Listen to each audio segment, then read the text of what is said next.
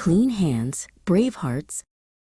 Alara lived in the village of Brightwood, where the trees hummed with music and the paths were lined with silver stones. She was a fast runner and a curious explorer, but sometimes Alara was so focused on where she was going that she forgot to care for those she passed along the way. One morning, she saw little Keelan sitting by the edge of the path. He had tripped, and his basket of sunberries had spilled into the tall grass. Alara saw him, but she didn't want to lose her lead in the race to the great oak. She looked away and kept running, leaving Keelan behind. When Alara reached the great oak, she didn't feel like a winner. She sat by a still puddle and looked at her reflection. Instead of her bright, happy face, she saw someone who looked gray and dim. It felt as if a layer of heavy dust had settled over her heart, making her feel tired and cold. "You look like you've been walking through the gloom woods, Alara," a voice said.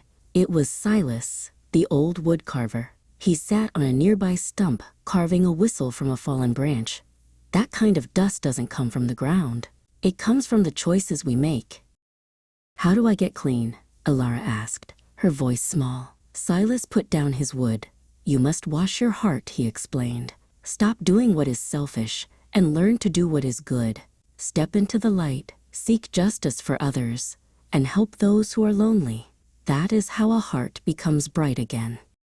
Alara took a deep breath. She decided to turn around.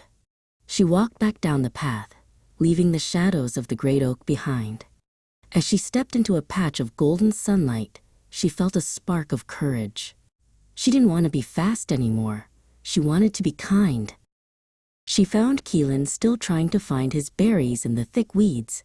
Alara knelt beside him. "I'm sorry I didn't stop before," she said. Together, they gathered every single sunberry. Alara even used her own ribbon to fix the broken handle of Keelan's basket.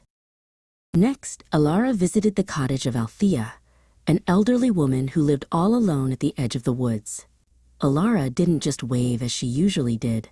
She stopped to pick a bouquet of wild lilies and knocked on the door. "I thought these might brighten your day," Alara said warmly. As the sun began to set, casting a pink glow over Brightwood, Alara looked in the water once more. This time, her reflection was glowing. The gray heaviness was gone, replaced by a light that seemed to shine from the inside out. Her hands were busy with good work, and her heart was clean. Silas watched from the trees as Alara walked home, her heart full of song. She had learned that the bravest thing anyone can do is to turn away from the dark and walk in the light. With clean hands and a brave heart, Alara was ready for a brand new day of kindness.